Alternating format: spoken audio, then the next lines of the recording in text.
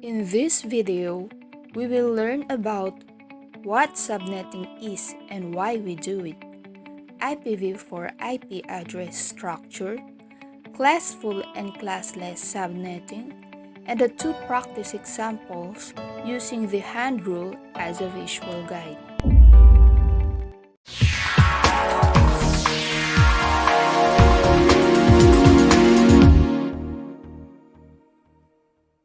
If you get value from videos like this and want more, smash that like button and subscribe to get updates on the new content. If there's specific topic or skill in IT you want to learn, comment below and we'll check it out. Hello everyone! Today, i-discuss ko yung subnetting. Bakit ba siya ginagamit? At paano natin siya kinocompute? So, let's start. So, ginagamit yung subnetting usually para ma-divide yung large network into a smaller subnetwork para ma-preserve yung IPv4 address at magkaroon tayo ng network na yung mga host address niya, yung mga user, is sufficient dun sa gagamitin lang natin na network. And, pangatlo, ginagamit yung subnetting para ma-minimize yung broadcast domain. So, for example, may isang tao na gustong mag-send sa network na to.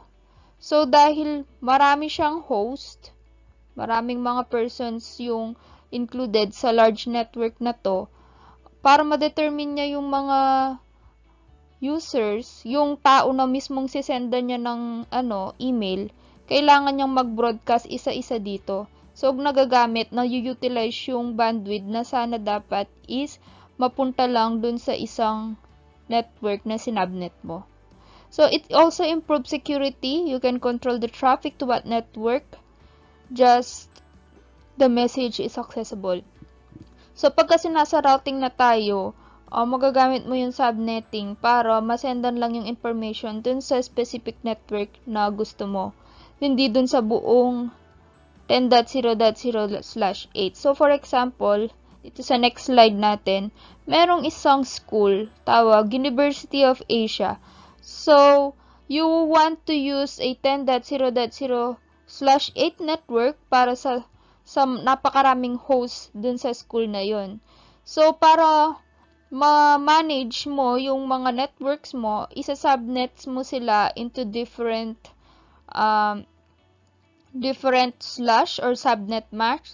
So, yung 10.0.0/8, pwede mong i-divide sa 10.0.0/16 kung 65,534 users sa engineering department. And then, nakaseparate yung network nung IT department, which is magagamit lang niya is 10.1.0.0. Alam naman natin na kapag nasa the same network, yung mga users is magkakakitaan sila. Pero pag different network, hindi sila magkakakitaan.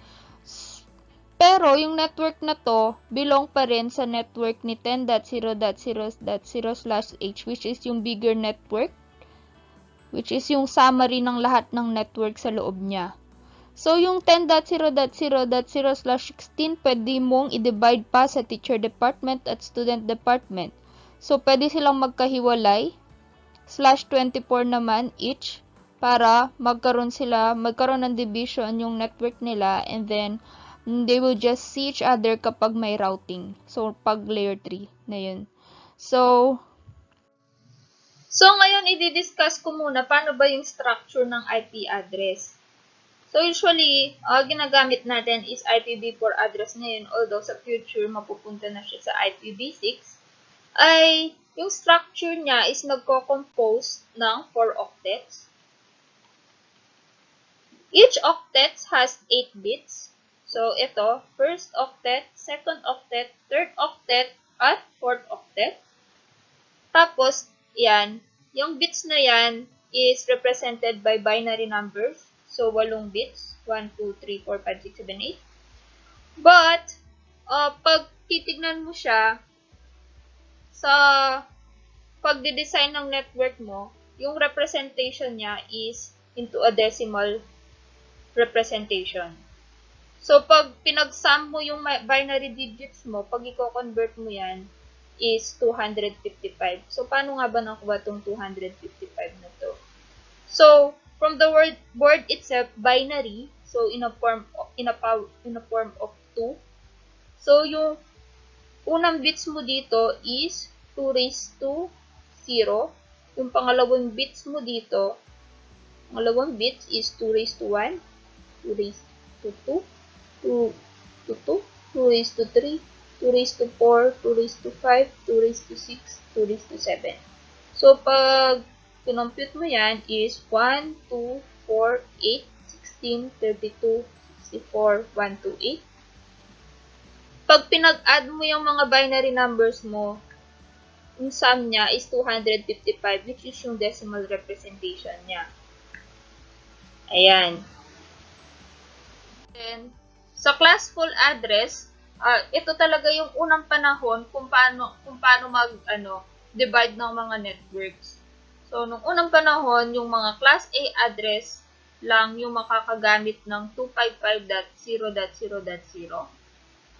Tapos, class B lang yung /8 to, /16, /24. Since 8 bits to, at saka 8 bits to, /24. And then, yung mga usable address nitong class A is 16 million, 16.7 million. Class B is 65,534 usable address, and Class C is 254 usable address. So, itong mga address naman ito is reserved for multicasting. So, sa higher level na ng network yan. And then, the next is for experimental purpose. But for these addresses, meron tayong mga reserve lang for use sa mga private IP address. Kunyari, nag-own ka ng computer shop, ito lang yung pwedeng gamitin mo na private IP address. So, for class A, ito para sa loopback to reserve, so hindi pwedeng gamitin. Tapos, ito lang yung reserve sa class B for private address. So, class C, itong address na to. So, kapag magtataka kayo, yung mga malalaking kumpanya, yung mga address nila is nasa class A, usually nasa 10.0.0 yan, to 10.255.255. Tapos, class B is mas maliit na kumpanya kumpara sa kumpara sa A. And then, the last is kung sa isang classroom lang na may 254 users, ito lang yung pwedeng gamitin. So, strictly prohibited lang yan. Depende siya sa number of users. So, ayan nga, tulad ng na-discuss ko kanina, yung class A is /8, /16/24. Pag tatanungin nyo, yung subnet mask talaga is for used for number of users and network. Users and networks. So, kung tatanungin nyo kung how many hosts are there in 192.168.1.0, class C siya, kasi /24 siya. Yung /24, alam naman natin na 255.255.255.0. So, since ito yung mga hindi pa nagamit, itong sa side na to, lagyan mo siya ng line. And then, di ba 8 bits to? Yung computation kasi ng natin, ng mga host natin is 2 raised to 8, where 8 is the number of bits. Diba 8 bits per octet? So, 2 raised to 8 minus 2 is 254. So, what class and address you will use if you have 65,534 address? So, alam naman natin na yung 65,534 address is ginagamit siya sa class B. So, yung computation niya, since puno na tong dalawang to, lagyan mo siya ng dividing line dito. Yung dalawang bits pa dito is hindi pa nagagamit. So, 2 raised to 16 minus 2 is 65,534 address. Hello guys! So, ngayon i-discuss ko naman yung classless address. So, sa classless address, hindi na tayo nalilimit sa kung anong address yung gagamitin natin. So, kung dati yung 10.0.0.0 is ginagamit lang para sa /8, 255.0.0, which is mayroong 16.7 million host addresses. Ngayon, yung 10.0.0.0, pwede na siyang magamit sa /24, which has 254 address. Pwedeng /24, /16, /27, basta sa kahit anong address na gusto mo. So, ngayon, yung magiging solution dyan is nagsa-subnet tayo. Yung subnet, na-subnet natin base dun sa kailangan lang natin na mga host address at network addresses. So, malalaman natin more sa subnetting dito sa mga example na ibibigay ko. So, yung scenario is ganito. There is a university which need to create 3 networks for 3 departments with 253 address each. What do you mean by address? Yung mga host address or mga usable addresses per department.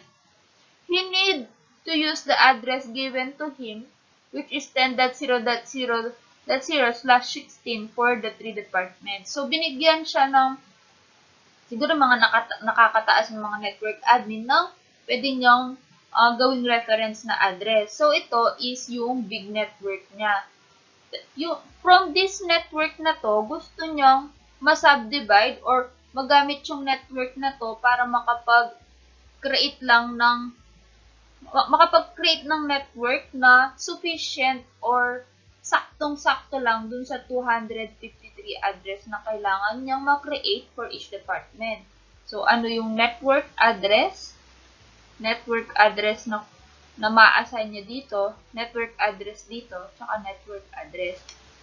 Tapos, each network address kailangan makapagbigay siya ng greater than or equal to 253 users.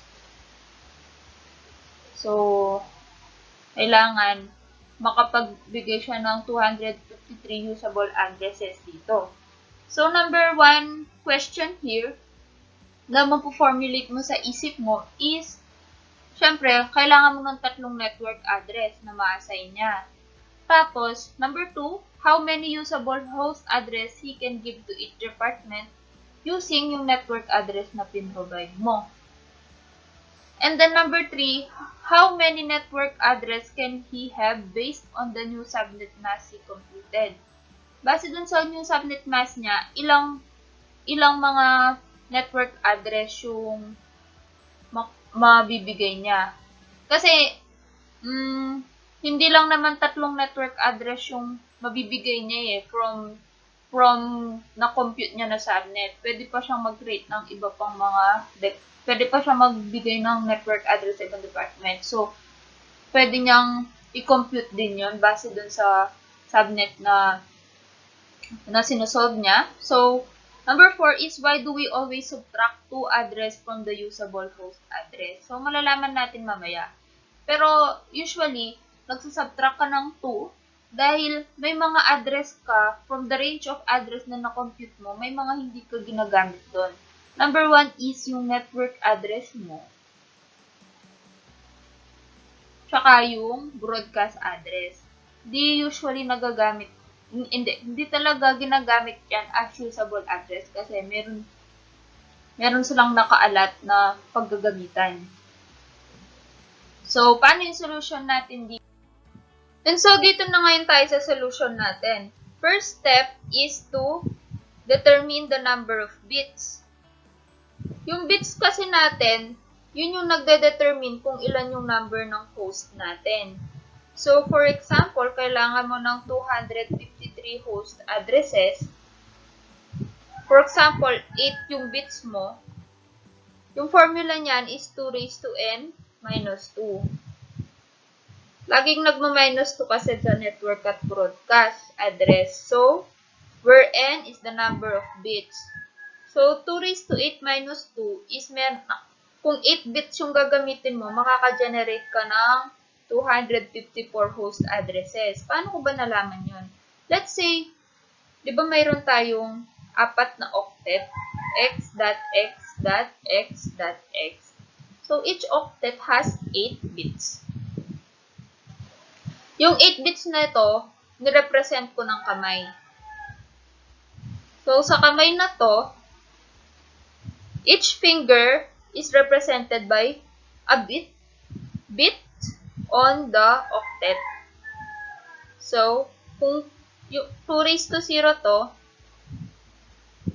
di ba yung first bit, 2 raised to 0, 2 raised to 1, 2 raised to 2, 2 raised to 3, 2 raised to 4, 2 raised to 5, 2 raised to 6, and then 2 raised to 7. So, yung 2 raised to 0 is 1, 2 raised to 1 is 2, so 1, 2, 4, 8, 16, 32, 64, 1 to 8. Yan yung mga equivalent na bits natin. So, pag naka-on lahat ng bits natin, let's say, for example, di ba, nasa 4th octet tayo. So, 1, 2, 3, 4, 5, 6, 7, 8. Pag naka-on ang lahat ng yan, decimal equivalent niya is, pag-add-add mo lang yung mga bits na to. So, 1 plus 2 plus 4 plus 8 plus 16 plus 32 plus 64 plus 1 to 8 is equals to 255. And then, itong mga value na to, paano ko ba nakuha? So, pag pinag-add-add mo yan, di ba, 255. So, yung una dito, 255. 255 less 1, yung 1 finger, yung isang bit mo, minus 1, is equals to 254. Plus 254 minus 2 is 252. 252 minus 4 is 248. 248 minus 8 is 240. Tapos minus lang. Minus 16, 224, minus 32, 192, minus 64 is 128. So, 8 bits to kasi kapag pinag-add yung sum ng mga digits na to, sum digits tawag dito, pag pinag-sum mo yan, makaka-generate ka ng 255, which is malapit na dun sa 253 host address mo. Let's say kasi kapag hindi mo sinama tong 100, kapag 7 bits lang yan, so mamaminus yung 128 dito. Hanggang 64 bits lang yung i-add mo, which is equals to 127, which is kulang dun sa number ng host addresses mo. Let's say, for example, sumobra naman yung bits mo, naging 9 bits. Kunyari, meron ka pang 2 raised to 8 dito. Kasi, yan, meron ka pang 2 raised to 8 dito, which is 256. Sobra-sobra naman yung number ng usable host addresses mo nun. So, from plus 1 to 8, magpa-plus 256 ka pa, which is, yung ma-generate mo is 500 plus na, which is sobra-sobra naman dun sa 253 host address mo. Tsaka yung formula, para malaman yung number of host address mo is 2 raised to 8 minus 2. So, lagi kang pupunta dito sa formula mo. Let's say, sinabi mo, 2 raised to 9 minus 2. Ibig sabihin, 500 plus host addresses, which is sobra naman. Kung 2 raised to 7 minus 2 naman yan, kung 7 bits lang. So, kulang naman dun sa 253 host address mo. So, ayun, nakuha na natin kung ilan yung bits.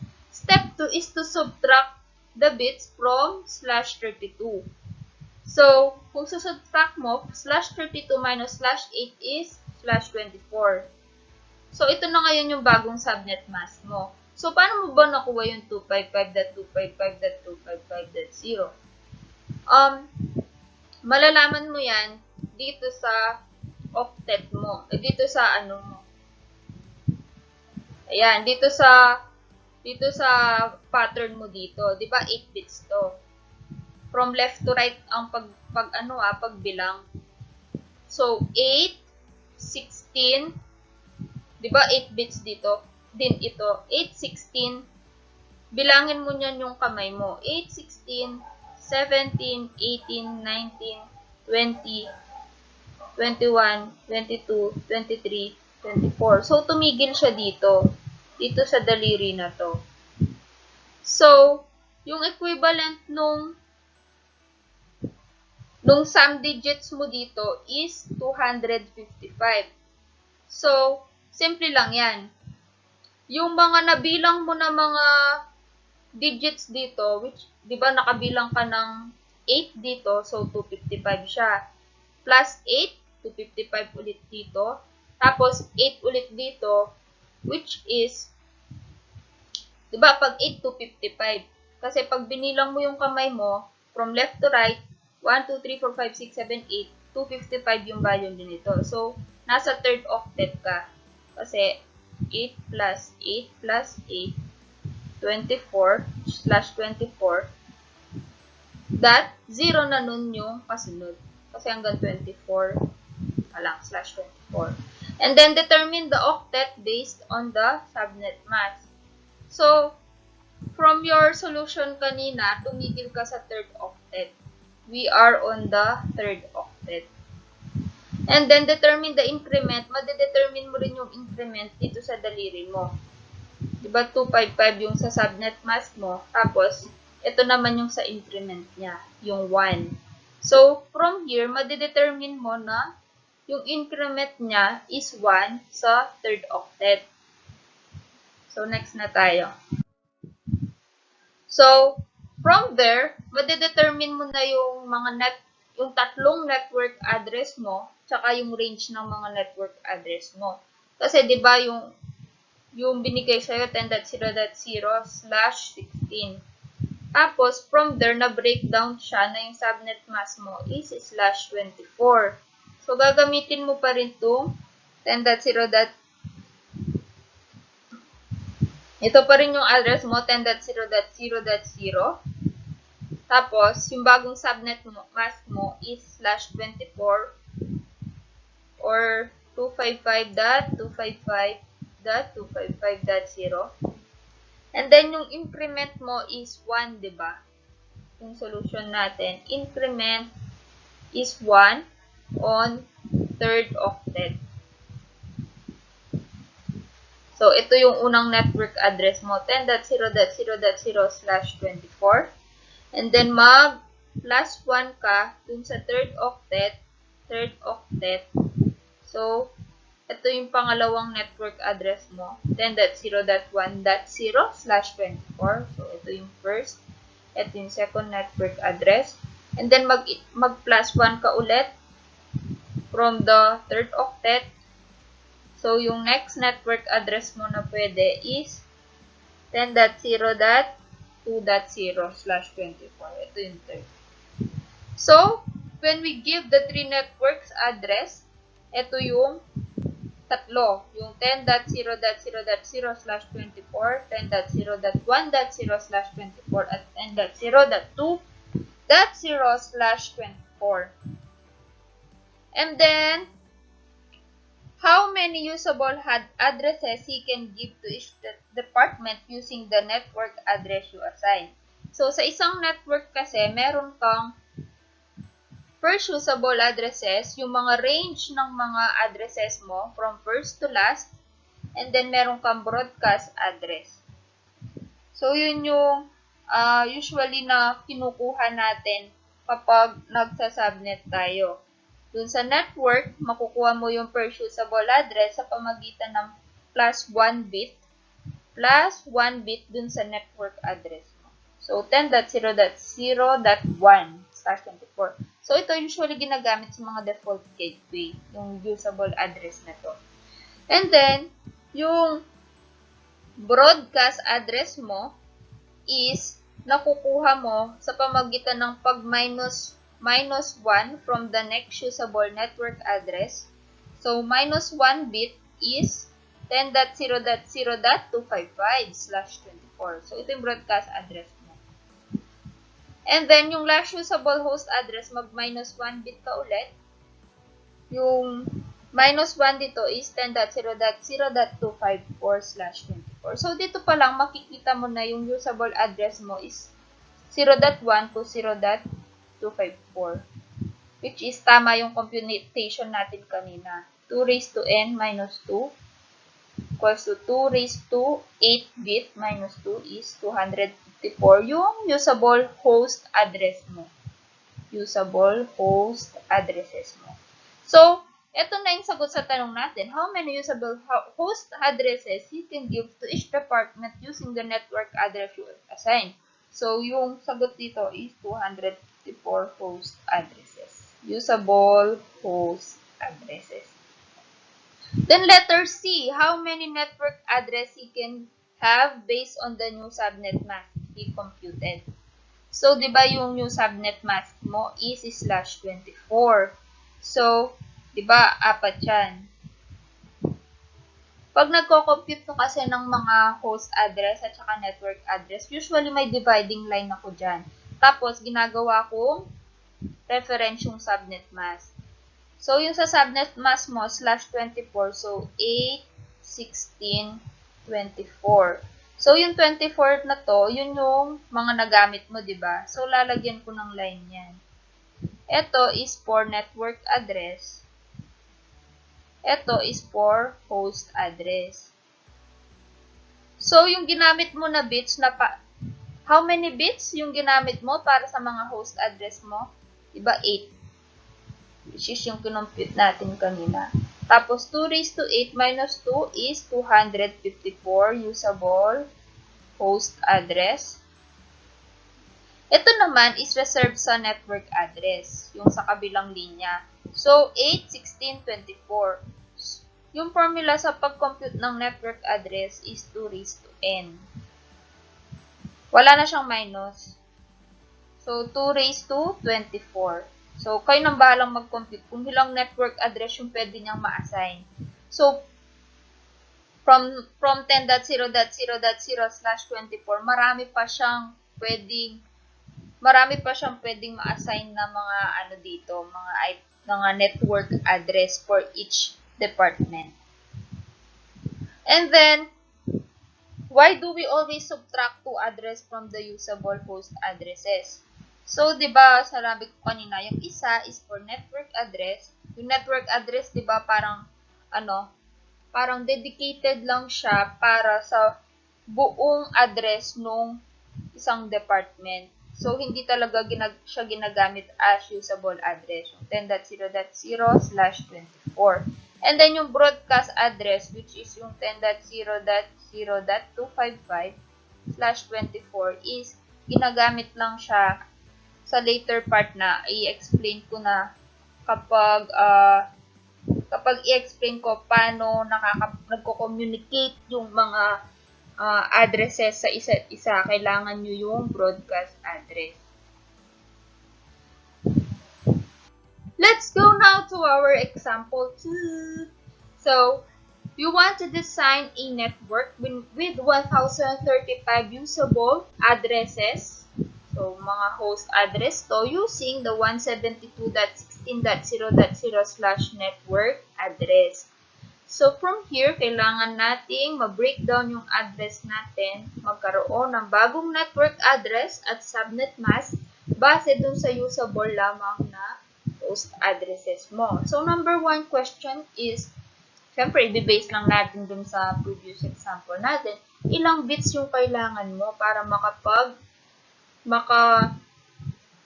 makapagbigay ng at least 1,035 usable addresses. So, ilan yung increment mo for each networks na inassign mo? And then, how many usable addresses based on the new network address and the subnet mask? And ilan yung network address he can design from the computed network address and subnet mask? So, yun naman lagi yung mga questions dyan.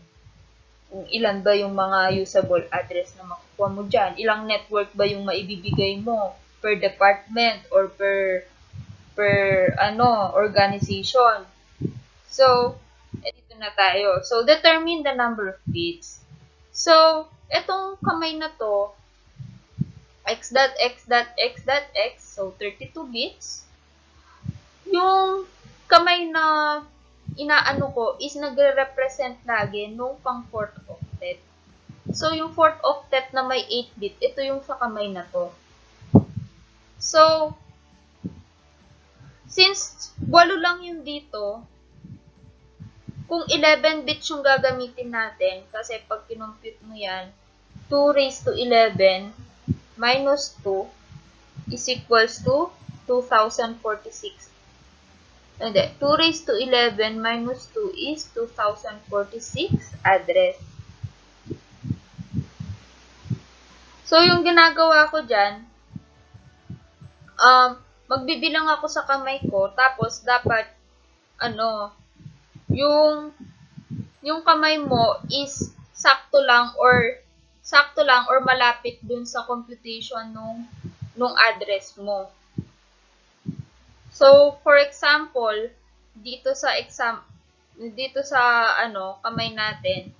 So, 11 bits yung nagamit ko kasi yung pang 12 na bits, pang 12 na daliri sa kamay mo is 2048, which is sobra-sobra na dun sa 1035 usable host address mo. Yung ginawa kong cut-off is nandito.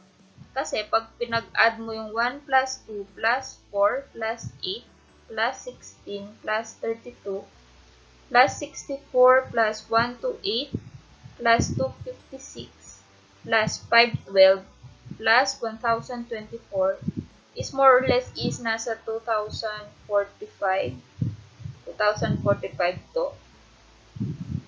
Pero pag naman inalis mo, pag 10 bits lang yan, 2045 minus 1024, kulang na sa 1035 host addresses mo.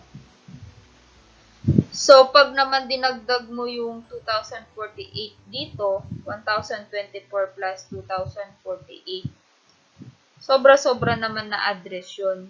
Magiging, na siya, 4,000 plus usable host addresses mo. So, yung ginagawa kong cut-off dito, basta yung last bit mo dito, 1024, dapat less than siya dun sa host addresses mo na kailangan. Bakit less than? Kasi pag i-add mo pa yung mga bits mo dito sa daliri na to, magge-generate ka na ng sum na sakto or sufficient lang dun sa 1035 host addresses mo. And then, mabibilang mo naman talaga yung tapos mapapatunayan mo yun, mapuprove mo yun pag kinompute mo yung host address mo. So, kung 11 bits yung nabilang mo dito sa mga kamay mo, 11 na daliri yung nakuha mo, so 2 raised to 11 minus 2, 2046 address. Tapos, kung na-check mo, 2 raised to 10 minus 2, makikita mo, kulang yung address. Kung 2 raised to 12 minus 2, sobra-sobra naman. So, ito yung pinaka-suitable. 2 raised to 11 minus 2. So, 11 bits siya. So, number 2 is subtract from /32. So, /32 minus /11 is equals to /21. So, paano mo nakuha itong 255.255.255.248.0? So, katulad nung natin kanina, solution, nagbilang lang ako from left to right. So, 8, 16, tapos, di ba, 8 bits to. Kaso, hindi mo na kumpleto yung 8 bits mo. Kinailangan mo lang ng 5 dito. 8, 16, plus 5 is equals to 21. So, yung 21 na to, nasa-satisfy na dito. So, 5. So, kailangan mo ng 8, 16, 17, 18, 19, 20, 21. So, dun sa 21, nagbilang ka ng from left to right, yung equivalent niya is 248. So, kaya meron kang 248 sa pangatlong octet. Sa pangatlong octet mo kasi kinuha yung 5. Kaya,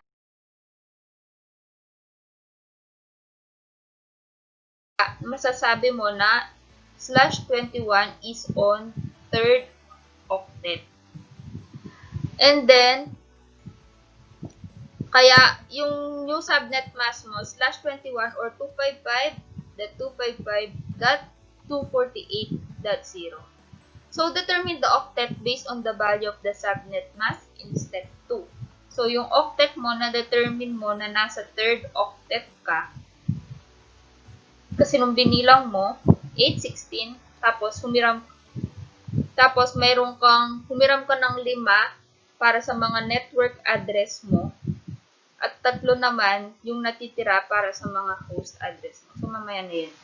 So, determine the increment. Yung increment naman is, di ba nung nagbilang ka, 8, di ba, 8, 16, 17, 18, 19, 20, 21. Dito siya tumigil. Dito mo nakuha yung 248 at dito mo rin nakuha yung makukuha yung increment, which is yung 8.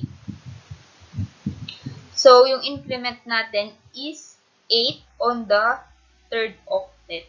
So, malalaman mo mamaya yung mga network address mo tsaka yung increment base dito sa hand mo.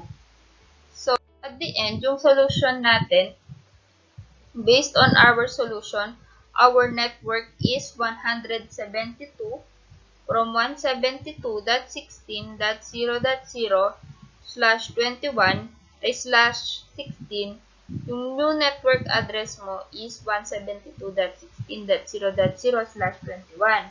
Subnet mask mo is 255.255.248.0.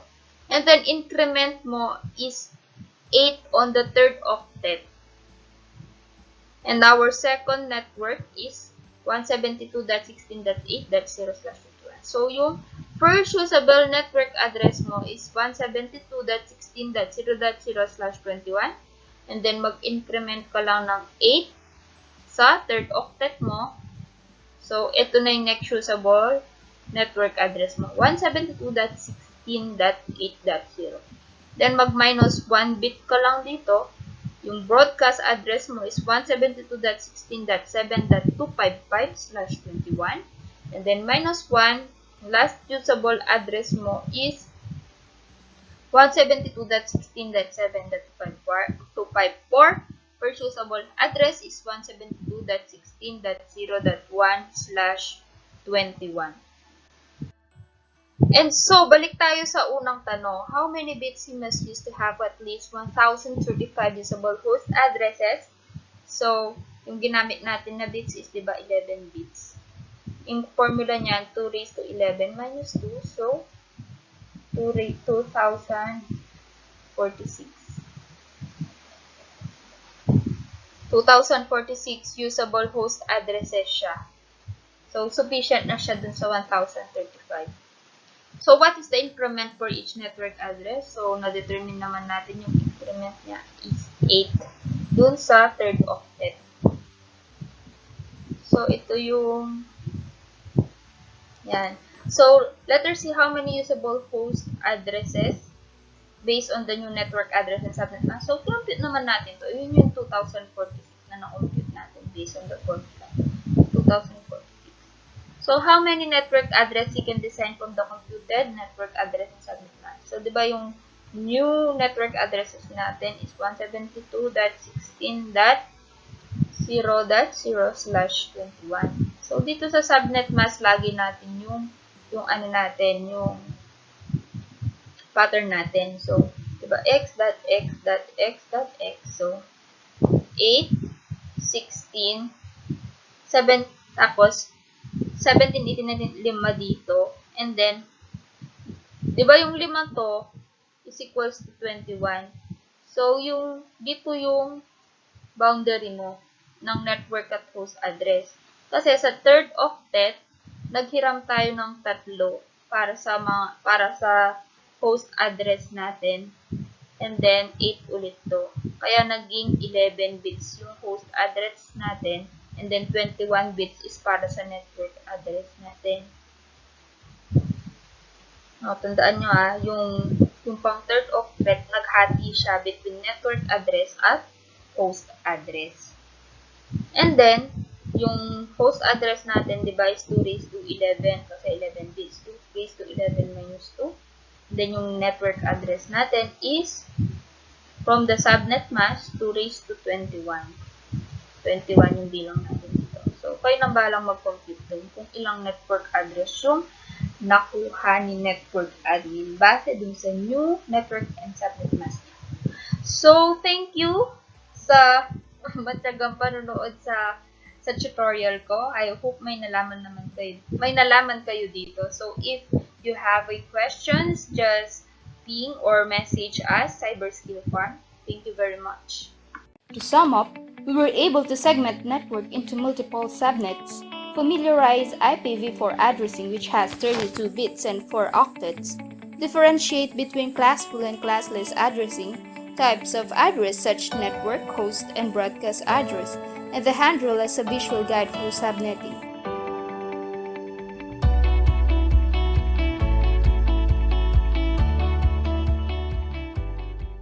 If you want to level up on this skill from awareness to mastery and support us in creating more content like this, check out the links in the description to avail of short practice course labs and solutions.